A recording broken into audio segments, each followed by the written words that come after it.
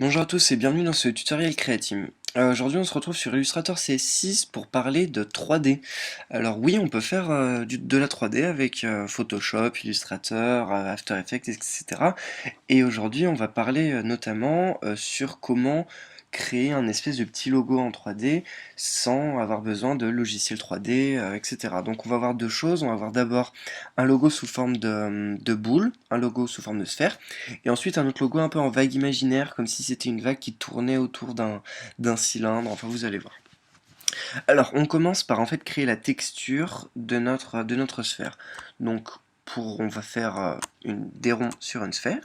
Alors on commence par faire un rond rouge comme ça tout simple. Et là on va aller dans la fenêtre style graphique et on va aller dans les options.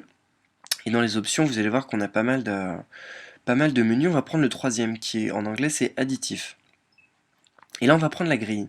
Alors, quand on clique sur la grille, on voit que notre rond n'a plus de couleur. Donc, on resélectionne notre rond et on remet notre couleur rouge. Et voilà. Et vous allez voir. Et là, vous voyez qu'en fait, ça crée une grille de 10 par 10 de notre rond, tous bien rangés, tous bien placés, à la bonne, avec le bon espacement, etc.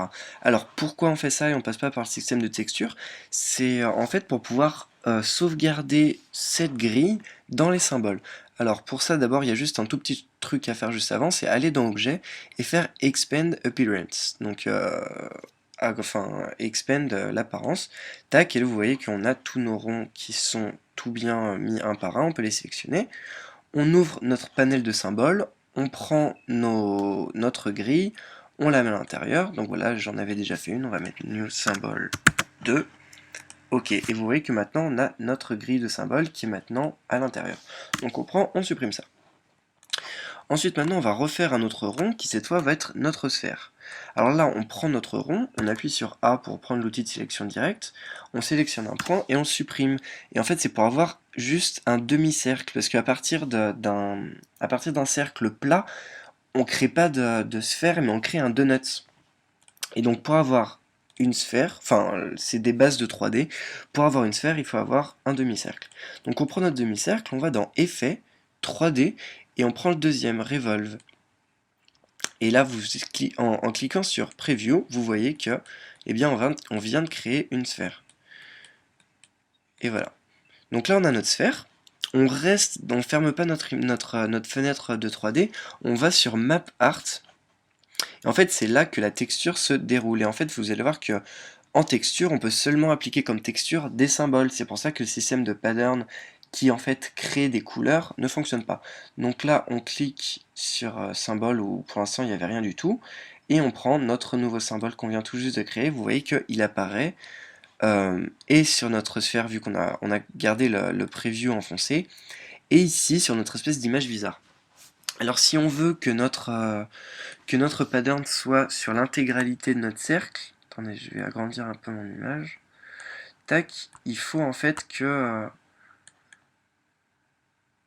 hop, voilà, il faut que toute la largeur de la texture soit prise par des ronds. Donc après, vous pouvez régler vous-même plus ou moins, attendez, hop, plus ou moins bien comment est-ce que vous voulez mettre vos ronds dessus. Voilà, je vais faire un truc comme ça, pas trop compliqué. Une dernière petite chose au niveau de la texture, c'est de cliquer sur Invisible Géométrie, histoire de faire disparaître notre couleur. Donc là, vous allez voir que c'est pas très clair parce qu'on ne distingue pas de ce qui est devant de ce qui est derrière, mais on va fixer ça tout de suite après. On clique sur OK, ici c'est tout bon, on clique sur OK. Alors ensuite, pour fixer, donc... ah non, il y a une petite chose à faire, excusez-moi. On prend notre demi-cercle, ici, là, on perçoit encore que la ligne. On va faire Edit, on va faire Expand d'apparence, pareil. Donc là, vous allez voir que ça va faire plein de petits trucs. On appuie sur A, et là, en fait, on va sélectionner le contour, et on va tout supprimer jusqu'à vraiment plus avoir que les ronds. Donc cette tâche elle est pas évidente, il faut vraiment cliquer sur les zones de blanc autour des cercles jusqu'à choper le contour et ensuite cliquer sur la touche supprimer pour vraiment tout supprimer. Hop, on vient sur notre outil, on va double-cliquer sur n'importe quoi histoire d'isoler les groupes de layers. Hop, voilà, et là vous voyez que quand on clique sur un rond, ou sur un autre, eh bien ça sélectionne soit les ronds de devant, soit les ronds de derrière. Illustrator lui-même reconnaît ce qui est devant et ce qui est derrière. Donc là on va prendre nos ronds de devant, par exemple on va mettre un petit, un petit gradient dessus noir et blanc. Par exemple on va faire, histoire de rester dans notre rouge, on va faire passer de rouge à... de bordeaux à rouge, voilà, on va donner un petit effet comme ça, un peu... histoire vraiment, voilà, tac. On laisse comme ça, on sélectionne nos ronds de derrière, et là on va faire quelque chose de beaucoup plus clair, histoire vraiment de marquer une grosse différence. Donc on va prendre un espèce de rouge pâle un peu. Attendez, hop, voilà. On va faire du rouge pâle avec du rouge un peu moins pâle, hein. Hop, voilà, limite du rose. Et tac, et on appuie sur Entrée. Et voilà, et donc là vous voyez que on a notre boule... ah mince. Voilà, tac. Donc là en fait nos boules, ouais, sont mis en... Voilà. Et donc si on sélectionne tout et qu'on dégroupe, en fait vous voyez un peu comment... Ah mince, j'ai pas dégroupé. Voilà, vous voyez qu'on peut séparer les deux, l'avant et l'arrière, mais ça n'a pas grand intérêt.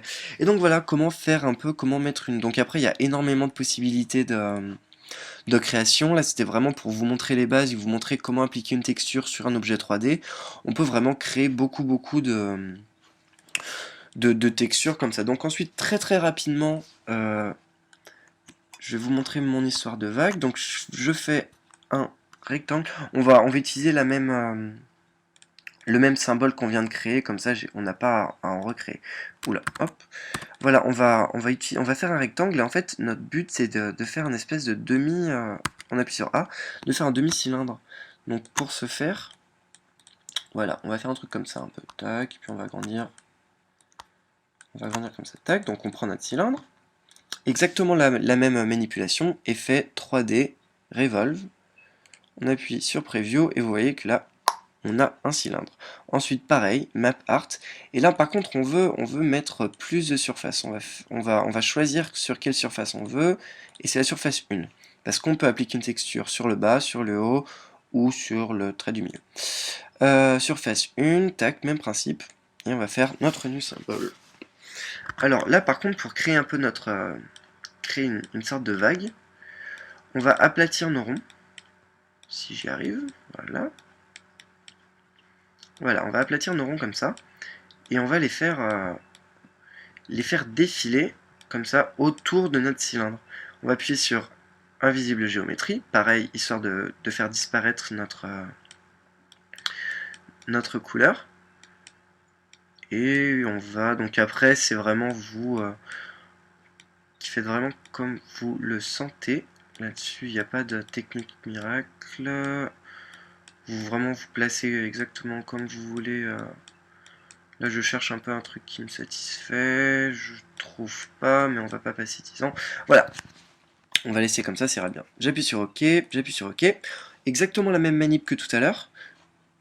Je sélectionne la forme que j'ai créée. Objet, expand, sauf que là, j'appuie sur A. C'est beaucoup plus facile de supprimer que pour notre cercle. Ah mince, attendez, hop, j'avais pas tout supprimé, voilà. Et donc là, pareil, tac, je sélectionne mon... Ah mince, attendez, vous voyez, là, il y en a une que je veux pas du tout, c'est ce truc-là. Oula, hop. Voilà, hop, je supprime, tac.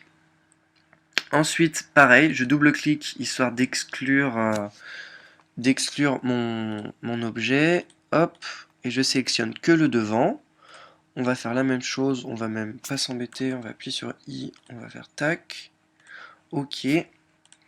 Ensuite, je double-clique derrière, pareil, I, tac, OK. Et ensuite, j'appuie sur échappe. Ah non, j'ai fait l'inverse. Attendez, je me suis trompé, je vais corriger ça vite fait. Alors, je sélectionne ceux de devant, j'appuie sur I, hop, voilà, et ceux de derrière. Voilà. Et donc là, vous voyez, on a notre vague qui tourne comme ça, un peu, qui fait bon. Là, un peu, c'est les sphères se cassent un peu à ce niveau-là. Le système de vagues, ça marche beaucoup mieux avec des petits carrés ou des petits triangles, ça donne un rendu vraiment sympa. Donc ça, après, je vais vous laisser essayer, vous, de votre côté, pour que vous voyez un peu comment marchent les objets en 3D. Mais n'ayez vraiment pas peur d'essayer de faire de la 3D. C'est vraiment pas dur, c'est vraiment bien fait. Vous, à chaque fois, vous créez quelque chose, vous allez sur Mapping Art. Par contre, il faut bien penser de toujours mettre ce qu'on veut mettre comme texture dans les symboles, parce qu'il n'y a que les symboles qui peuvent servir de texture. Donc voilà, c'était un petit tutoriel sur comment faire de la 3D sous Illustrator. J'espère qu'il vous a été utile et qu'il vous sera utile dans vos prochaines créations. En tout cas, n'hésitez pas à liker notre page Createam sur Facebook et à nous suivre sur Twitter pour toujours être au courant des derniers tutoriaux qui sortent. Et moi, je vous dis à plus et à bientôt dans un prochain tutoriel. Allez, salut!